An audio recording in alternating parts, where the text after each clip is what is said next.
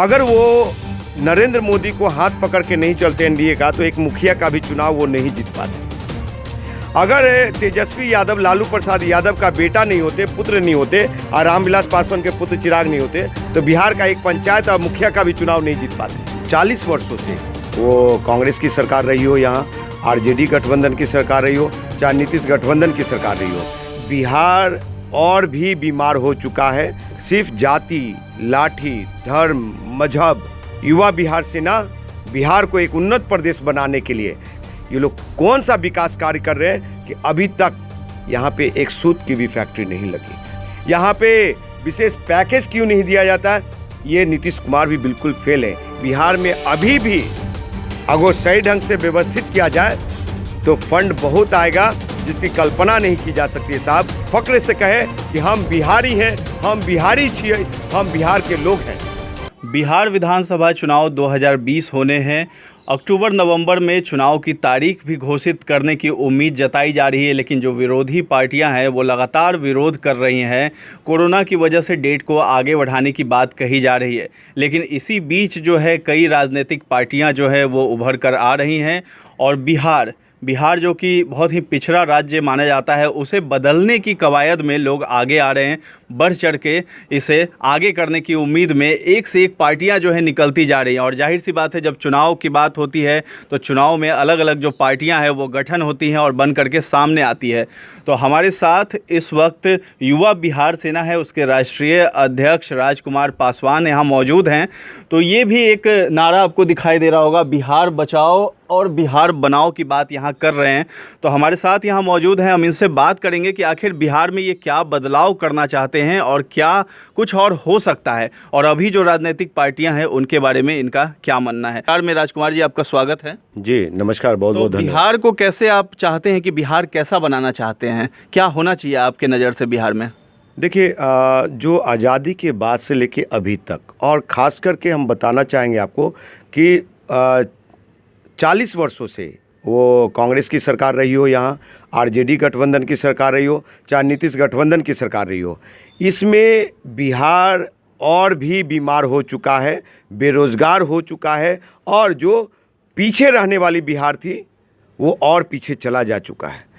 बिहार में इन लोग सिर्फ जाति, लाठी, धर्म, मजहब और ये लोग अपनी कुर्सी की राजनीति किया है, अपने परिवार की राजनीति किया, अपने वंशवाद की राजनीति किया।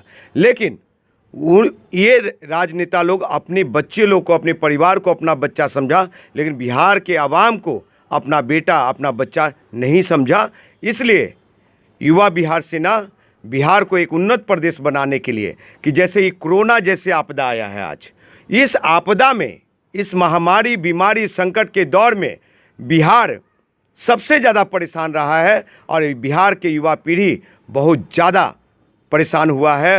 और आपको बता दें कि दिल्ली, बॉम्बे, कलकत्ता की जितनी भी सरकारें हैं, वो अरविंद केजरीवाल की सरकार हो, चाहे अठावले की वो बाला साहब ठाकरे की पार्टी शिवसेना हो, सभी लोगों ने हमारे बिहारी भाइयों के साथ अनदेखी किया है, और वैसे लोगों को मार के भगाने का, गलत रिमोट उड़ा करके भगाने का, बेचारे लोग पैदल बिहार आए। तो ऐसे बिहार में जो राजनीति कर रहे हैं उन लोग को ढकनी भर पानी में शर्म के मारे डूब के मर जाना चाहिए। ये लोग कौन सा विकास कार्य कर रहे हैं कि अभी तक यहाँ पे एक सूत की भी फैक्ट्री नहीं लगी। जो भी फैक्ट्री थी बिहार में, उसे लालू और कांग्रेस के रीजन में 80% उद्योग धंधे पे बड़ा बड़ा, इतना बड़ा बड़ा ताला लटका। 20% समाज ये जो कहे विकास होगा और क्या कहते हैं ये सोशल इंजीनियरिंग दिखाया जाएगा नीतीश और भाजपा की सरकार में, एनडीए की सरकार में। अब बड़ा कहते हुए मुझे हिचक नहीं होती है, अब बेपाक बोलता हूँ मैं कि केंद्र में भी सरकार है एनडीए की और बिहार में भी एनडीए की, फिर भी बिहार आज क्यों बदहाल है? यहाँ पे विशेष राज्य का दर्जा क्यों नहीं दिया जाता है? यहाँ पे विशेष पैकेज क्यों नहीं दिया जाता है? ये नीतीश कुमार भी बिल्कुल फेल है। ये सिर्फ सड़क और पुल बना करके ये दर्शाना चाहते हैं कि हम बहुत सारा विकास कार्य करते हैं।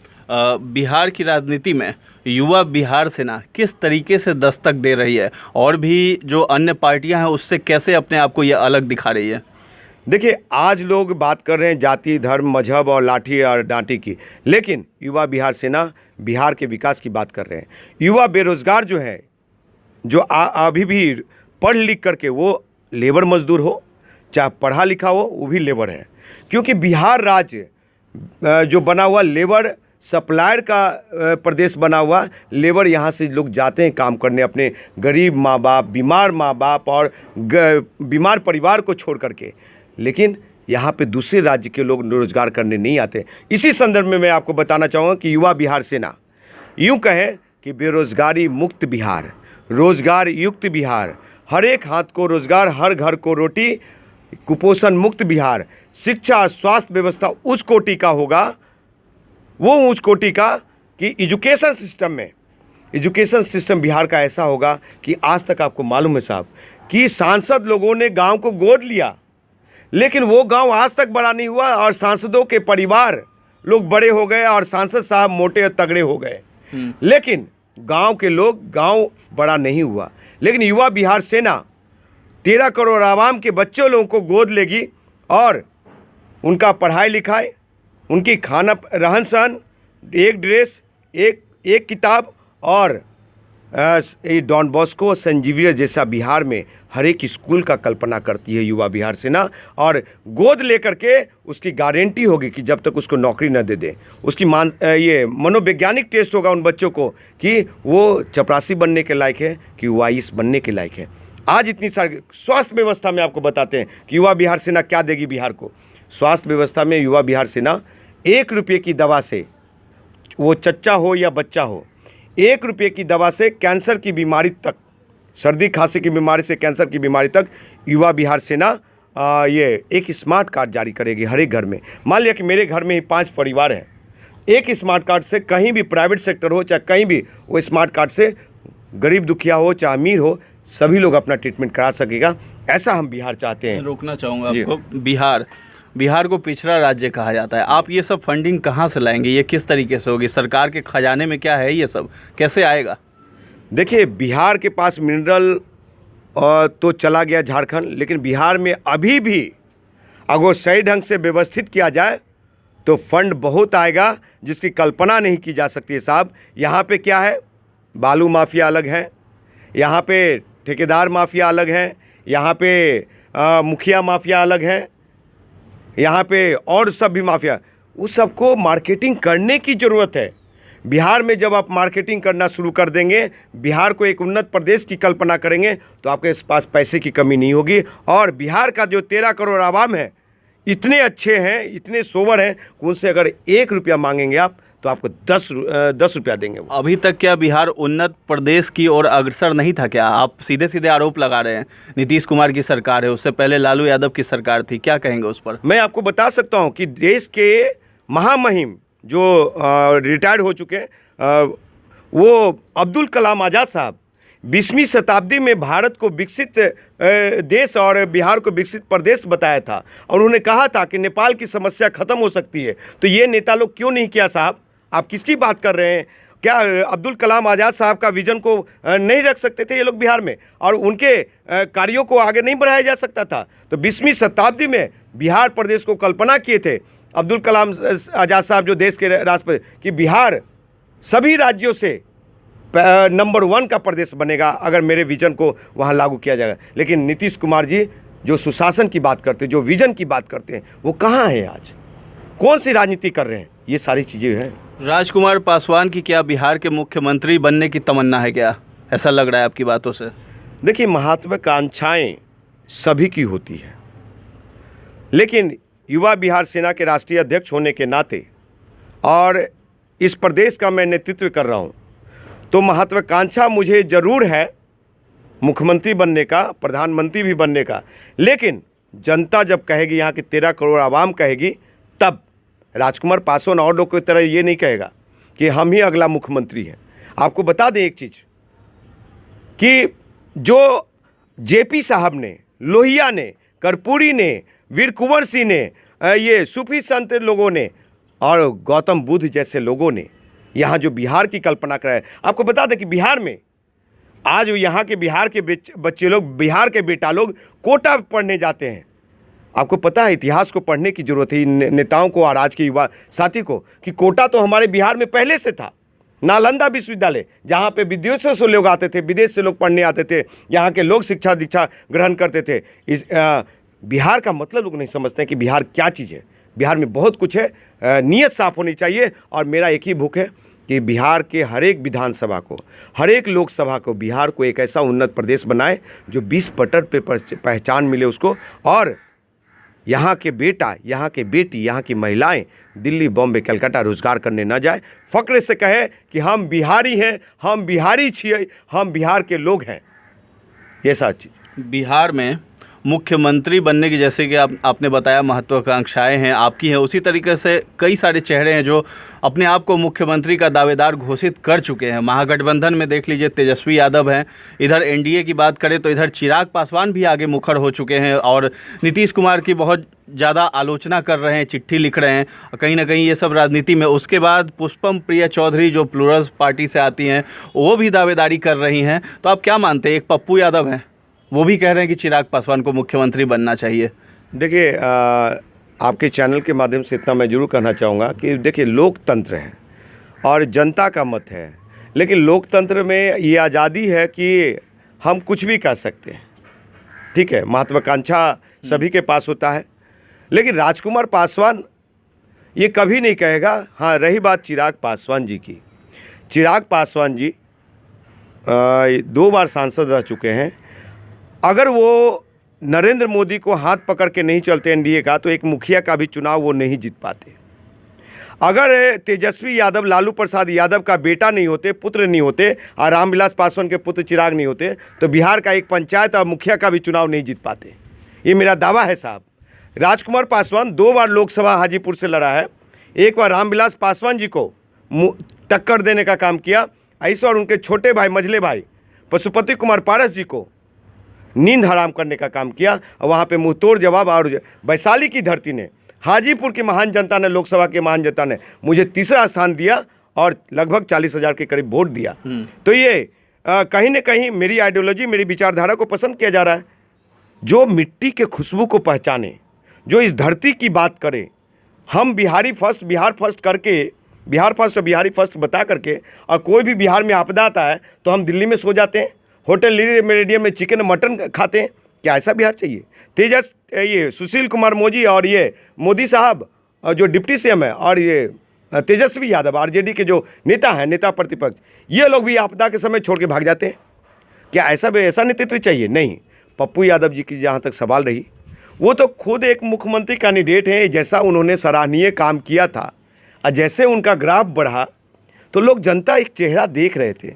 अब वो, उनको अगर दलित ही कार्ड खेलना था तो कहते कि सभी को ऑक्सीजन देने वाले रामविलास पासवान जी, राजनीति में सभी को ऑक्सीजन दिया है आदरणीय रामविलास पासवान जी, तो उनको इस बार लोकसभा के चुनाव में, बिहार विधानसभा के चुनाव में क्यों नहीं सभी पार्टी तिलक लगा करके अब मुख्यमंत्री घोषित कर देते हैं आदरणीय रामविलास पासवान जी को? चिराग पासवान क्यों भैया? इसलिए कि रामविलास पासवान जी का पुत्र है। तेजस्वी यादव क्यों? इसलिए कि लालू यादव का पुत्र है? नहीं। ऐसे लोग का समाज के प्रति क्रेडिबिलिटी है। उन्होंने अपना जिंदगी कहीं न कहीं वो उनकी अपेक्षा, उनकी जनता के मान सम्मान से, जनता की उम्मीद पे खड़ा नहीं उतर रहे हैं। चलिए, एक और नाम है पुष्पम प्रिया चौधरी, उसके बारे में क्या सोच रखते हैं? हाँ, देखिए, वो भी बिहार की बेटी है और मेरी बहन है। पुष्पम प्रिया चौधरी जी, जैसा कि मैंने बताया कि सभी की महत्वाकांक्षा है। ऑक्सफोर्ड यूनिवर्सिटी से वो शायद पढ़ाई लिखाई किया है, जॉब भी इंग्लैंड, अमेरिका में किया है। तो उनकी स्वागत है, बौद्धिकता है, और ऐसे लोगों को सम्मान करना चाहिए। पुष्पम प्रिया चौधरी अगर आ रही हैं, कहीं ना कहीं बिहार में देख रही हैं कि वो भी सोची होंगे कहीं ना कहीं कि बिहार में बहुत कमी है। हमारा बिहार का भाई, बिहार का बेटा लोग बेरोजगार है, आवाम आज, और हम जिस बिहार से आते हैं हमारी बदनामी होती है। तो कहीं ना कहीं उनको लगा होगा कि बिहार में बेटर करने का, तो भी अपना मुख्यमंत्री दावेदारी पेश की हैं। तो आपको बता दें कि महिला का सम्मान है मेरे पार्टी में। अगर पुष्पम प्रिया चौधरी अगर संघर्ष कर रही हैं तो उस संघर्ष के साथ मैं भी हूं, लेकिन मेरा समर्थन नहीं है। अगर बैठ करके हमारे एजेंडे पे बात होगी तो पुष्पम प्रिया चौधरी को हम लोग साथ देने को तैयार हैं। ये नहीं कि हम खुद ही महत्वाकांक्षा है, हम त्याग भी कर सकते हैं मुख्यमंत्री का। मुख्यमंत्री हम नहीं बनेंगे अगर उनमें वो गुण है और बिहार को नेतृत्व करें तो आए ये लोग जी। बिहार में जातिवाद की राजनीति होती है, तो रामविलास पासवान को टक्कर आपने दिया हाजीपुर से, आप भी पासवान जाति से आते हैं, तो आपके जो पार्टी है उसमें किस तरह के लोग होंगे? क्या आप भी जो है दलित कार्ड वही गेम खेलिएगा? देखिए, पहले ही हमने बताया कि बिहार की राजनीति में युवा बिहार सेना एक सोच है, एक आइडियोलॉजी है, एक विचारधारा है। हमसे राजकुमार पासवान से कोई नहीं जुड़ रहा है, युवा बिहार सेना की सोच से, विचारधारा से जुड़ रहा है। और आदरणीय रामविलास पासवान जी जो दलित कार्ड बार बार खेलते हैं, दलित की जो सौदा करते हैं, 7% पासवानों के 7 सीट लेकर के चुनाव लोकसभा में लड़ते हैं और भी प्रेशर क्रिएट करके लड़ते हैं, उनकी अपनी राजनीति रही है। लेकिन आपको बता देना चाहता हूँ कि आज दलित रामविलास पासवान जी से बहुत दूर चला गया है, चिराग पासवान से बहुत दूर चला गया है।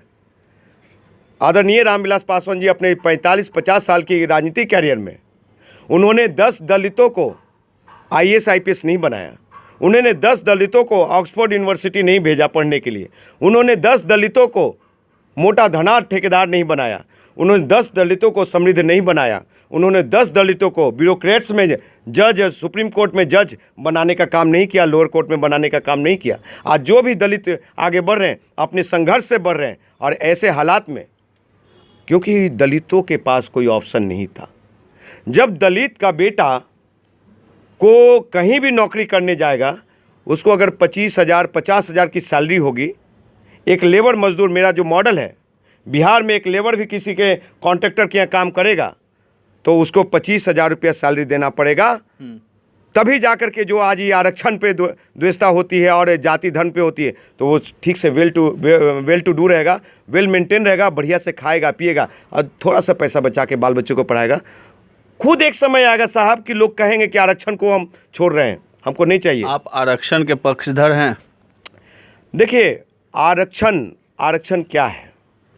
आरक्षण है कि जो दबे कुचले शोषित निर्धन वंचित दलित समाज जो है, किसी जाति किसी धर्म का हो, उसको मुख्य धारा में लाने के लिए कि वो दबा हुआ है, वैसे व्यक्ति को लाने के लिए अगर अभी भी वो चीज़ नहीं हुआ है तो अभी आरक्षण मिलते रहना चाहिए, मेरा ये मानना है। हम पक्षधर इस मामले में है कि कुछ ऐसा चीज़ मॉडल दीजिए कि दलित खुद कहे कि मैं आरक्षण छोड़ रहा हूँ। क्यों ज़बरदस्ती आप छुड़वा रहे हैं साहब? आप और द्वेषता फैला रहे हैं। हिंदू मुस्लिम में जैसे लड़ाई चलती है उसी तरह से आप स्वर्ण और दलितों को आप दूर रखने की बात करते हैं, इस सब चीज़ को प्रेशराइज करके, बात कह करके नहीं। सभी लोग एक साथ चलिए, समय आने पे खुद ही दलित छोड़ना शुरू कर दें। एक अंतिम सवाल है, युवा बिहार सेना बिहार विधानसभा चुनाव होने हैं, उसमें कितने सीटों पे दावेदारी रखती है और कितने सीट पे चुनाव लड़ने वाली है? देखिए, युवा बिहार सेना जो है 243 सीट का मन बना चुकी है और हमारे कोर कमेटी, हमारे युवा बिहार सेना का नेशनल कमेटी है, बिहार प्रदेश कमेटी है, सभी लोगों ने डिसाइड किया कि हम लोग किसी से समझौता नहीं करेंगे, 243 सीट पे लड़ेंगे, चाहे जो हर्ष हो। लेकिन युवा बिहार सेना बढ़िया से दस्तक देगी और 243 सीट के साथ साथ एक मुख्यमंत्री के साथ साथ हमारा मॉडल है, एक मुख्यमंत्री के साथ साथ 4 डिप्टी CM होंगे। मान लिया कि दलित पिछड़ा, चाहे स्वर्ण से, चाहे मुस्लिम से, चाहे अति पिछड़ा से जो मुख्यमंत्री होंगे, तो उसका 4 डिप्टी CM कौन होंगे मैं बताना चाहता हूँ। पहला होगा महिला से। महिला से क्यों होगा साहब? महिला से इसलिए होगा कि वो महिलाएं जिसको आज जो उनके हेल्पलाइन नंबर पे कॉल कीजिए तो महिला सुरक्षा में कोई भी सरकार के आदमी नहीं आते हैं। महिलाओं के बेटियों के साथ रेप करके मार दिया जाता है, उस पर कार्रवाई नहीं होती है। तो महिला मुख्यमंत्री उस सारे मैटर को देखेंगे। एक बड़ा तबका राइट्स का, चाहे मॉब लिंचिंग का, चाहे मुसलमानों के साथ बड़ा ये होता है, तो डिप्टी CM मुसलमान से देंगे हम। अति पिछड़ा बहुत बड़ा तबका है दलित के बाद, अति पिछड़ा लोगों का कल्याण नहीं हो पाया, उत्थान नहीं हो पाया, वो आज भी ज़मीन पे हैं, उसके लिए एक डिप्टी CM हम देंगे अति पिछड़ा से। स्वर्णों में भी, स्वर्णों की बात तो होती है, स्वर्णों में भी बहुत सारे गरीब स्वर्ण हैं जो आज बेचारे टेम्पू चला रहे हैं, रिक्शा चला रहे हैं दलित की तरह। आज वो लोग क्या कहते हैं, खेत में भी मजदूरी कर रहे हैं, तो उनको भी मान सम्मान देने के लिए एक डिप्टी CM स्वर्ण से होगा, और चाहे मुख्य भूमिका में होंगे तो उनको मुख्यमंत्री भी बनाया जाएगा। ऐसा मेरा मानना है। युवा बिहार सेना ये सोचती है। युवा बिहार सेना एक खास अहम बात आप लोग को बताने जा रही है कि आज तक राजनीति पार्टियां अपना मैनिफेस्टो जनता के सर पे माथे पे थोप देते हैं, लेकिन युवा बिहार सेना जनता का मैनिफेस्टो और हम लोगों को हेल्पलाइन जारी किया। जनता के मैनिफेस्टो के द्वारा हमारा मैनिफेस्टो होगा, युवा बिहार सेना उस मैनिफेस्टो को काम करने के लिए बिहार में लागू करेंगे और जनता का अपना मैनिफेस्टो होगा। जनता का मैनिफेस्टो पे जो है चुनाव लड़ने की बात होगी, है ना। चलिए, बहुत बहुत धन्यवाद राजकुमार जी आपका। जी जी, नमस्कार। तो ये थे हमारे साथ युवा बिहार सेना के राष्ट्रीय अध्यक्ष राजकुमार पासवान। इन्होंने बहुत ही बखूबी से जो है हर सवाल का जवाब दिया है और अपने आप को जो अन्य राजनीतिक पार्टियां हैं बिहार में उससे अलग किस तरीके से है वो भी इन्होंने बताने का काम किया है। और जनता के मैनिफेस्टो पे चुनाव लड़ेंगे, 243 जो विधानसभा सीटें हैं उस पर ये लड़ाई लड़ने का काम करेंगे और बिहार में जातिवाद की राजनीति को ख़त्म करने की इनकी महत्वाकांक्षा है, वो भी शायद पूरी हो। हमारी तरफ से शुभकामनाएं हैं इस पार्टी को। अभी के लिए इजाज़त दें, धन्यवाद।